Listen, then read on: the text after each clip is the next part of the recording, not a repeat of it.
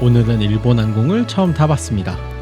워낙 좋다는 이야기를 많이 들어서 기대를 정말 많이 했는데 솔직히 조금 의외였습니다. 안녕하세요.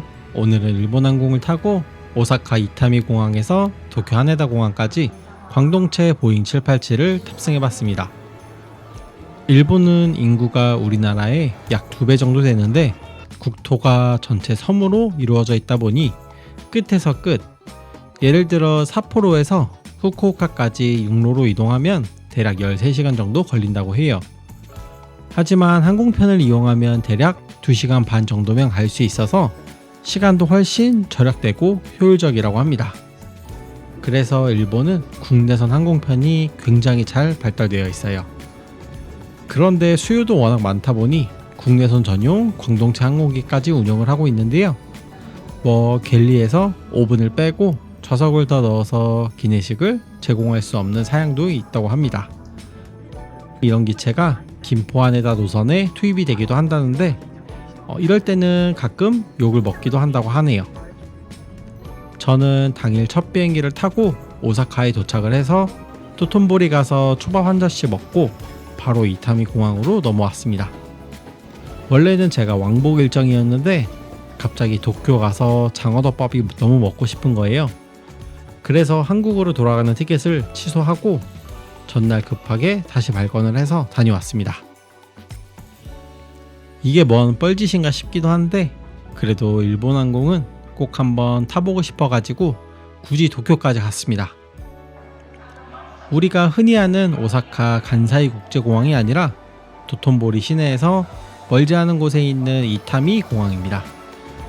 오사카 국제공항이라고도 부르는데 간사이 국제공항이 새로 개항하면서 헷갈리지 않도록 공항명을 구분해서 사용하게 되었다고 해요.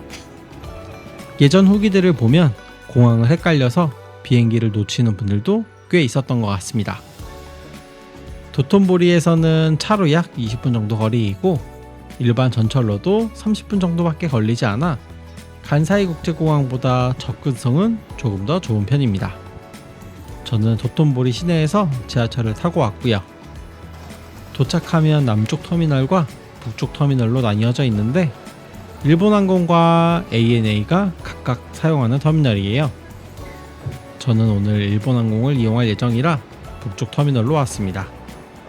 뭔가 전체적인 분위기가 김포공항을 떠올리게 하는 아담한 터미널이에요. 키오스크도 굉장히 잘 되어 있어서 셀프 체크인을 하고 바로 백드랍으로 수화물을 보내면 아주 편리합니다. 한국어도 선택을 할 수 있었고 여권으로 정보 확인하고 탑승권까지 바로 출력을 할 수 있었어요. 위탁 수화물 태그도 셀프로 출력을 할 수 있었고요. 제가 잘 못하는 것 같으니까 직원분이 오셔가지고 계속 옆에서 도와주셨습니다. 그래도 무사히 티켓까지 잘 출력을 했고 오늘 탑승한 항공편은 도쿄 하네다 공항까지 가는 잘 126편입니다. 이제 백드롭으로 가서 탑승권을 인식시키고 수화물만 올려놓으면 알아서 짐을 보내줍니다. 정말 편리하더라고요. 그리고 이타미 공항은 이게 국내선 위주 공항이지만 국제선 연결편도 운영을 하고 있어요. 셀프 키오스크가 어렵거나 도움이 필요한 분들은 이쪽 카운터에서 직접 체크인도 가능해요. 그럼 이제 체크인을 마치고 안으로 들어가 보겠습니다. 공항 자체가 생각보다 아담해요. 16시 25분에 출발하는 도쿄 하네다행 잘 126편이고요. 여기 이타미 공항에는 럭셔리 플라이트라고 하는 보잉 전문 스토어가 있어요. 캐세이 프라모델도 판매하고 있고 시트벨트, 키링이나 다양한 항공 굿즈들을 판매하고 있었어요. 이거 다이캐스트도 하나 사고 싶긴 했는데 가격이 너무 비싸가지고 그냥 구경만 하고 나왔습니다. ANA 관련된 굿즈도 다양하게 판매를 하고 있더라고요. 바로 보안 검색을 통과하면 이렇게 또 다른 보딩 패스를 출력을 해주는데요. 아까 우리가 받았던 탑승권이랑 똑같은 종이입니다. 안으로 들어오면 우리가 좋아하는 로이스 초콜릿도 팔고 감자칩 같은 것도 다양하게 판매를 하고 있어요. 여기 사람들이 엄청 줄 서 있길래 봤더니 치즈케이크를 파는 곳이더라고요. 안에 생각보다 굉장히 넓고 먹거리도 정말 많았습니다. 그리고 사쿠라 라운지도 있어서 1등석 탑승객이나 워널드 다이아 등급이 있으면 이용도 가능하다고 해요. 제가 있는 쪽은 일본항공 전용 구역이라 주변을 보면 전부 일본항공 항공기들 밖에 없네요. 국내선용 A350 900도 보이고, 오늘 우리가 탈 787인 줄 알았는데 얘가 아니고 이 항공기가 출발한 다음에 들어오는 기체를 타고 가야 합니다. 국내선이다 보니 회전율이 정말 빨라요. 항공기가 나가자마자 우리가 탈 기체가 바로 들어오는데요. 원래 16시 25분 출발인데 이 기체가 15시 50분쯤 도착을 했습니다. 덕분에 약 5분 정도 지연이 됐고, 국내선이라 출발 게이트와 도착 게이트를 같이 사용하는 구조입니다. 근데 안내판에는 간사이 공항이라고 적혀 있는데 이거 어디서 하나 훔쳐온 거 아니겠죠? 도착하자마자 바로 수화물도 싣고 있고, 뒤쪽에는 또 다른 787도 지나갑니다. 버스처럼 승객이 내리면 10분 정도 청소만 하고 바로 다음 탑승을 준비해요. 역시나 일본답게 줄도 사람들이 정말 잘 서더라고요. 1번 그룹부터 순서대로 탑승을 시작하고, 저는 3번 그룹이라 맨 뒤쪽 좌석답게 조금 늦게 탑승을 했어요. 일본 특유의 친절한 인사를 받으며 기내로 들어가고요. 1등석을 지나서 J클래스라고 부르는 곳도 지나갑니다. J클래스는 그냥 프리미엄 이코노미 정도의 좌석이라고 보면 됩니다. 좌석 배열은 2, 3이라 거의 5등 버스 같은 느낌이에요. 그리고 이코노미석으로 들어왔습니다. 원래 보잉 787은 대부분 333 좌석 배열이 표준인데 일본항공은 대개 232 배열을 강조하는 항공사이기도 해요. 그치만 저는 운도 참 없게 몇 대 없는 333 배열 기체에 당첨이 됐습니다. 근데 제가 좌석 지정을 미리 해놔서 동체가 좁아지는 맨 뒤쪽 2열이 있는 좌석 구간을 선점을 했어요. 비록 333 배열이긴 하지만 공동체라 그런지 생각보다 꽤 여유롭습니다. 성인 남성이 앉기에도 좌석 간격은 크게 불편하지 않았고요. 다만 기체가 오래되다 보니 세월의 흔적이 조금 많이 보였습니다. 심지어 앞승객 쓰레기도 완전히 치워지지 않은 상태였어요. 좌석 간격은 여권을 세로로 넣으면 아주 빡빡하게 들어가는 정도였고, 대략 31인치 정도의 좌석 간격인 것 같습니다. 그래도 737 같은 협동체에서 낑겨가는 것보다는 훨씬 편해요. 정면을 보면 콘센트가 거의 눈높이에 바로 있고요. 테이블도 한번 펼쳐보면 2단으로 되어 있어요. 근데 다만 조금 뻑뻑한 편이네요. 컵을 올려놓는 받침도 있고 옆에 작은 수납 공간도 있는데 뭘 넣는 용도인지는 잘 모르겠더라고요. 그냥 비어 있었습니다. 그리고 제 옆은 동체가 좁아지는 공간이라 좌석이 없어서 공간이 여유로웠습니다. 장거리 노선이었으면 진짜 돗자리 하나 펴고 누워도 될 정도예요. 광동체라 승객들도 금방 탑승을 마쳤고, 문을 닫은 뒤 세이프티 비디오가 나오면서 바로 푸시백을 시작합니다. 시간이 조금 남아서 일본항공 기내 잡지도 한번 살펴볼게요. 일본항공이 운항하는 항공기 소개도 나와 있고, 보잉과 에어버스 기종을 다양하게 운용하고 있다는 것도 확인을 할 수 있었어요. 면세품도 이렇게 판매를 하고 있네요. 그리고 세이프티 카드로 오늘 탑승한 기종 인증도 한번 해보고요. 오늘 탑승한 기체는 보잉 787-8, 기령은 약 7년 정도 된 항공기입니다. 오사카에서 하네다까지는 비행시간이 1시간 정도밖에 안 되는 아주 짧은 국내선 노선인데 여기 787이 들어가는 게 신기하네요. 기내 엔터테인먼트도 한번 살펴보고 한국어도 당연히 지원을 하고 있고요. 근데 이게 뭘 처음에 누르려면은 광고를 먼저 봐야 하더라고요.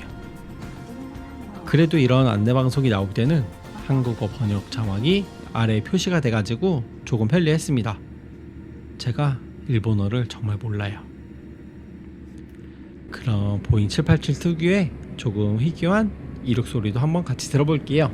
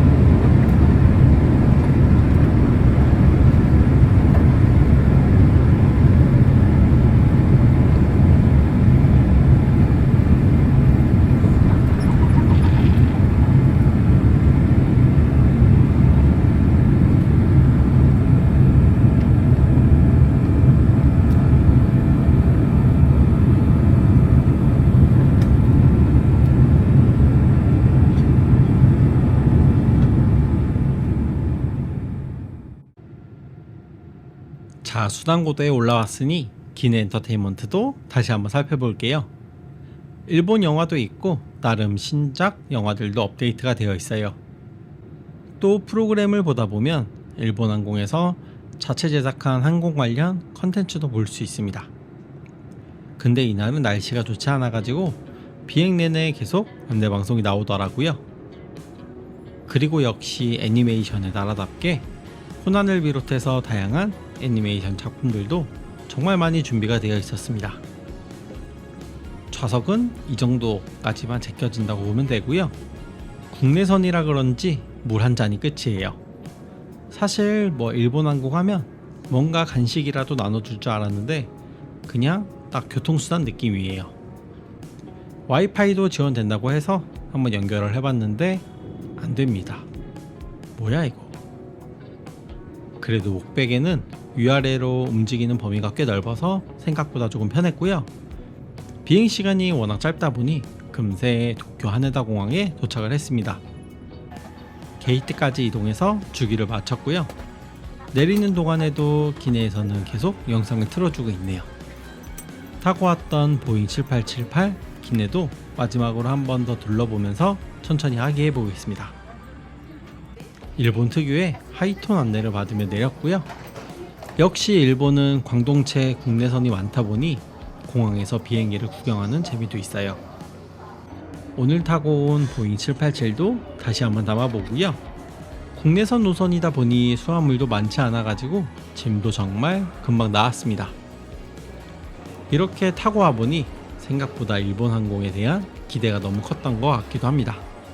기내 음료 서비스도 거의 없었고 전체적인 느낌을 표현하자면 뭔가 약간 싱거운 햄버거를 먹은 기분이랄까요?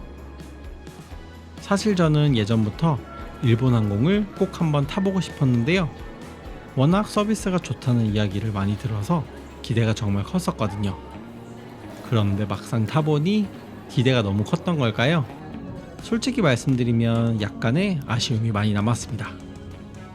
그래서 저는 이번 기회에 장거리 노선인 A350-1000 퍼스트 클래스도 미리 발권을 해놨는데요. 그 전에 그래도 단거리 이코노미부터 한번 경험을 해보자라는 마음으로 먼저 탑승을 해봤어요. 다만 국내선이다 보니 비행시간도 짧고 기내 서비스도 거의 없다 보니 일본 항공만의 장점을 제대로 느끼기에는 조금 부족했던 것 같습니다. 생각해보면 일본 국내선은 여행을 즐기기 위한 노선이라기보다 현재 일본인들에게는 말 그대로 일상적인 그냥 교통수단인 것 같았어요. 그래서 개인적으로는 일본 항공 국내선 이코노미는 LCC와 비교했을 때 엄청난 차이를 느낄 정도는 아니었습니다. 물론 장거리 국제선에서는 또 다른 모습을 보여줄 수 있으니 진짜 평가는 A350-1000 퍼스트 클래스를 타본 뒤에 다시 이야기를 해볼게요. 그래도 이번 탑승으로 일본 항공 국내선이 어떤 분위기인지 직접 경험해 볼 수 있어서 꽤 재미있는 시간이었습니다. 이상 오늘도 찍먹이었고 나중에는 일본 항공 퍼스트 클래스를 비롯해서 더 괴랄한 여행으로 다시 찾아뵙겠습니다. 구독, 좋아요도 부탁드리고 시청해주셔서 감사합니다. 모두 안녕.